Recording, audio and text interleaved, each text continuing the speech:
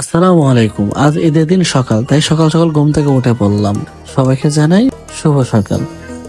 Brush হাতে নিয়ে গ্রামের মাটির রাস্তা দিয়ে হেঁটে হেঁটে ব্রাশ করা আর পাখিদের কিচিমিচি শব্দ, পরিবেশটা কি যে একটা ভালো লাগে, এটা বলে বোঝানো যাবে না।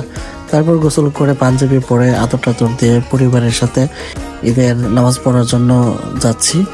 ঠিক এই আনন্দটাই 4.5 বছর যাবৎ মিস করছিলাম।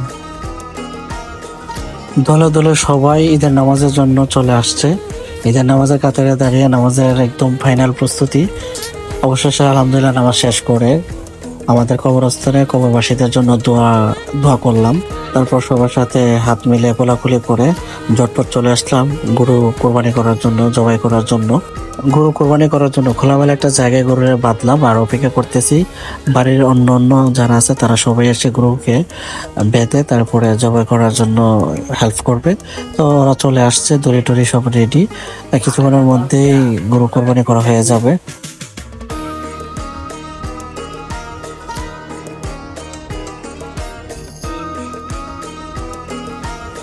তারপর শুরু হলো গরুর চামড়া চিরানো। তো আগে কখনো চামড়া চিলাই নাই, এই প্রথমবার চিলাচ্ছি। মনে হচ্ছে যে অনেক অভিজ্ঞ বা অনেক পারি, তাই খুব আনন্দ লাগতেছে যে এত সুন্দর করে পারতেছি। কিন্তু যখন ছোট ছিলাম তখন বেশিরভাগ সময় গরু চিলানো রাইখাই পালিয়ে যেতাম, লুকিয়ে থাকতাম যেন গরু ঠ্যাং ধরে না দাঁড়িয়ে থাকতে হয়।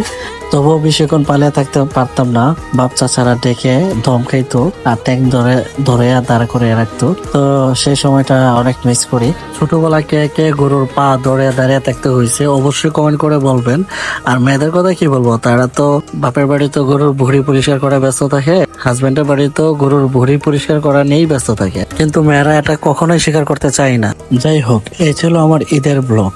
সবাইকে জানাই ঈদের শুভেচ্ছা, ঈদ মোবারক এবং ভালোবাসা। ভিডিওটা ভালো লাগলে একটা লাইক এবং কমেন্ট করবেন। ধন্যবাদ।